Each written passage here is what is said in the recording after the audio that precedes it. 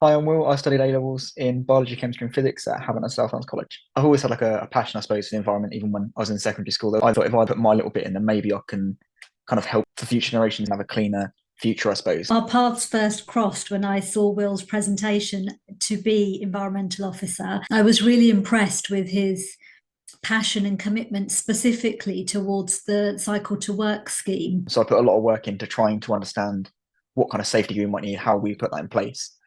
Students could then kind of work with us to approach that kind of zero target we wanted.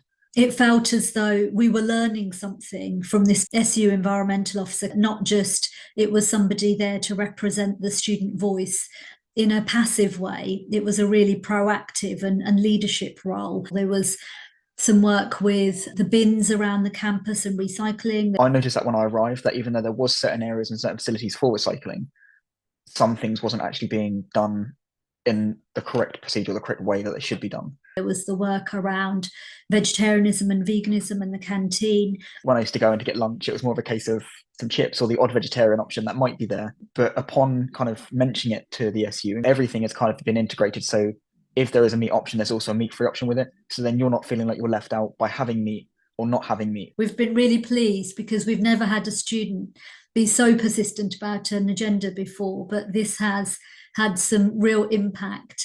So the rewarding was a society that was kind of developed later into the year, and we were beginning to work with local councils to see what we could change to make our environment around college more green. We then went out and planted some flowers to promote kind of, I suppose, different kind of bees. We wanted to kind of work on that alongside the landscaping. Will's contribution towards beach cleans across Portsmouth made clear that this isn't just a college project, this is a community project, and we need to get as many students involved as possible. Part of the drive for me was to allow people to experience my message, but also making sure when they did go out, they didn't have a negative experience of it.